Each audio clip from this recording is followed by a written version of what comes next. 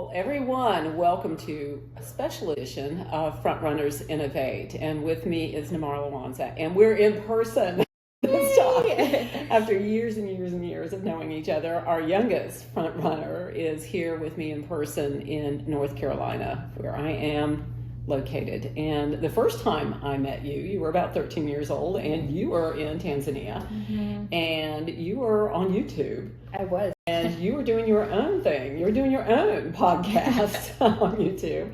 And I believe it was about mental health. And you were doing some education pieces there. And then eventually for me, for my platform, if you will, you were doing your own podcast that fit inside my podcast. And so we ran those for a long time. Well, now she's in the United States and she is going to school at Northwestern University. Okay, so we get to spend a holiday break together, and that's what we're doing. So I thought it would be a good opportunity to catch up with Namara and find out what she's thinking, what she's doing, because this is her first opportunity to be outside of her continent. And so we're going to find out a little bit about what thoughts she has about this, and we'll go a little deeper than we've ever gone before.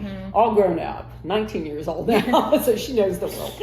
So we'll start with a little bit of questioning about what she's doing now at Northwestern, and then we'll go into some deeper thoughts. So tell everybody what you're doing there at Northwestern. All right, so I am a freshman at Northwestern, just started, and I went in majoring in communication studies, but now I'm going to switch to economics and possibly double major with something else, maybe journalism or psychology. I'm still in the exploring phase, but that's pretty much leadership. Okay, leadership. That's what it's all about.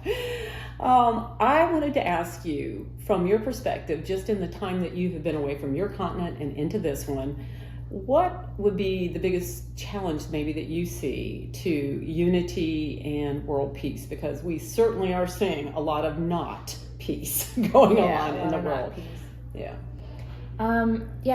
I think a major issue is a lot of about both. The world is so diverse and it's so different, and you can never fully understand an experience unless it's your own. Yeah. And I feel like there's a lot of misinformation about the experiences that are had in different continents, and so that way it's really hard for people to fully understand each other. And at the same time, with misinformation, there's also a lack of, I think, critical thinking about a lot of situations that are not widely talked about. So I know that sounds like something really basic, but at the same time, I think this, education is a really important thing to me, and I think with misinformation and lack of critical thinking, it's like when you're presented with one thing about how the world is, it's hard to change your perspective or see the world differently and how to solve different problems if you only have one perspective, or you only have this false narrative of different parts of the world being brought to you. Well, that brings up the role of media in that. What do you think about that?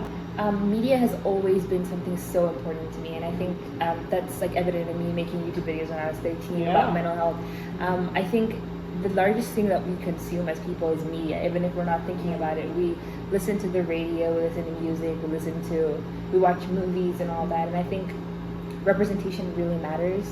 I know one of my biggest role models is a girl named Marley Diaz, who started this campaign called 1000 Black Girl Books, where she was collecting books where the main character was a black girl, because a lot of stories are usually about white boys, and so you don't really see yourself in the media. So I think media is really important, because once you see yourself represented, you feel like you're able to do something in that position. So like if I see a girl from Africa, making huge change in the world, I feel inspired that someone like me can also, make a change. And if media is doing the right way of giving information to kids about what different countries are like, what you should do to resolve conflicts and stuff, I think that from a young age makes bigger issues more easy to swallow and understand.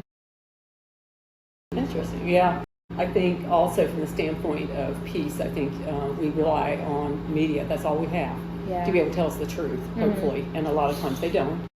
And a lot of times it's skewed, even if it is the truth, it's skewed to a different viewpoint or their own perspective. We have to always know that we look to media to try to be the trusted source, hopefully. Yeah.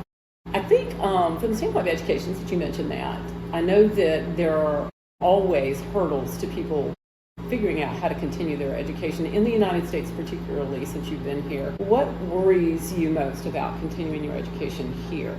And boy, that's been a big one since you've been here. That has been a big one.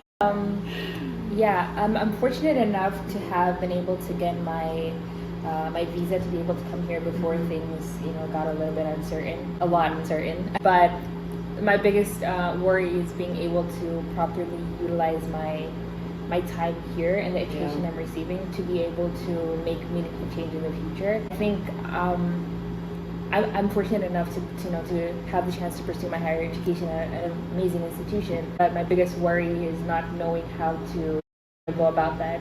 A lot is put in front of you and you're like, where do I go? What do I do? And within the time frame of 4 years before I have to go out, get a job, or possibly go back home, I want to be able to get my return on investment. Make the most of what you've got. Yeah. I know you've been talking about internships, study abroad, which now you're having to reconfigure just because of visa issues in the United States that do make it more complicated, let's say, for you. And you are in an international student community who also are having to think about that. So that makes it very critical. It does. For you to kind of put together your pathway going forward. So I can see that as being difficult. So what excites you most, and what advice would you give to other students like yourself that are looking to study abroad? I think to just get out there, and honestly, it's just been my 3rd month here, and I've already felt like a ton of emotion. Sometimes I'm like, oh my goodness, I want to go back home, but at the same time, the more powering emotion that I feel is just genuine excitement. I think I'm so excited to the fact that there's so much opportunity for me. There's so many opportunities for me to do a lot of things. I think in my first 3 months at school, I've already been able to be a part of a research team that's researching the effects of media on marginalized communities.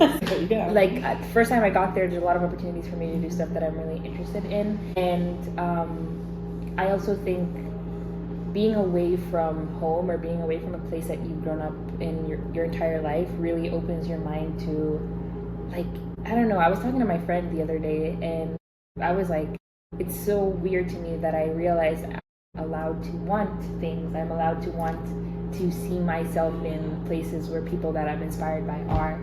And I think when you're in one place for so long, that just seems like this is where I'm going to be for the rest of my life.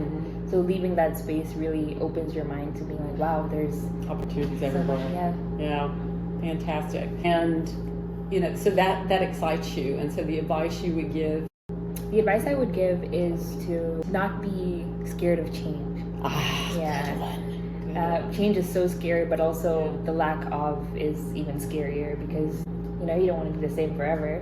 Everything changes, so we should too. I have, I was thinking that I'm going to go to my Frontrunner community, so beware, it's coming, and ask 2 questions as we go into 2026. One of them being, what do you want to leave behind in 2025, or happy to leave behind, and what do you want to start new in 2026? So, and I haven't prepped you on this one. I gave you the question. But I like this question. Okay. I really, really like this question. Okay.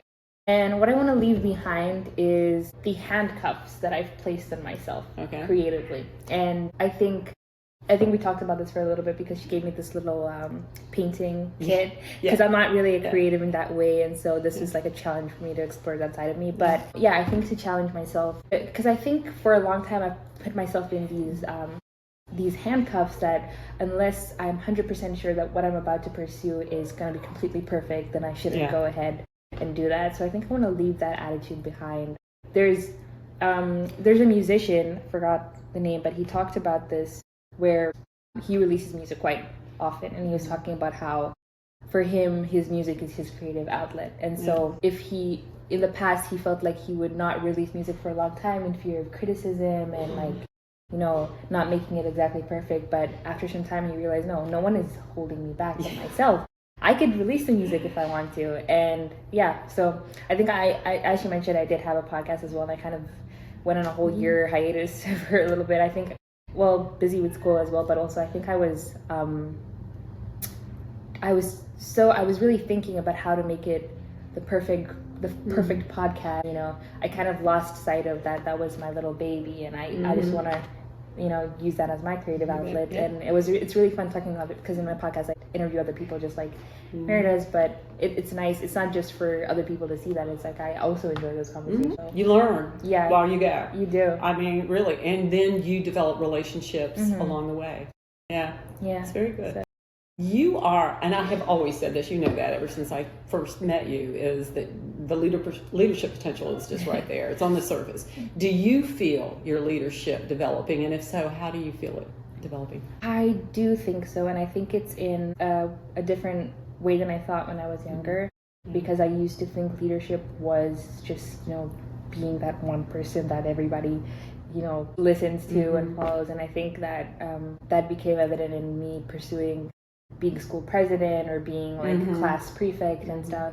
And I think I've discovered that leadership is also in, it's not just being that one person that everybody follows. It's also in like having the right knowledge to approach a situation a different way, and being part of a team, making that team. So yeah, I think leadership is coming out in that way because of the different organizations that I've been part of at Northwestern. So I joined the UNICEF committee, and in that committee there isn't a one person that is a leader. We work all together, and you know, everybody has ideas. And I think my perspective on leadership changed because you can start building that on your own without having that position already. Like you just, that's why I think for me, in my career, I definitely want to work in media and, you know, development, but I want to have the knowledge to be able to do that, which is why I kind of switched my major from communications, because I wanted to be able to do economics to understand how the economy works, and possibly psychology to understand how people work, because I love working with people. Yeah, so just acquiring that foundation that makes you able to be a light in any room you're in, even if you're not like the main bulb in the room. Wow. Yeah. Like Oprah says, tweetable moment. She says that on her podcast. Yeah, she does. She says that. And I think it's an exitable moment now, not a tweetable moment or whatever it is. Exitable. Yeah, exitable, whatever. But well stated, and that was something I was going to back you up in saying, is sometimes I think leadership isn't where you're at already. It's the getting there, it's the preparing for it, and always preparing, because you're never too old to continue learning and growing your leader development in certain areas. So because the world keeps changing.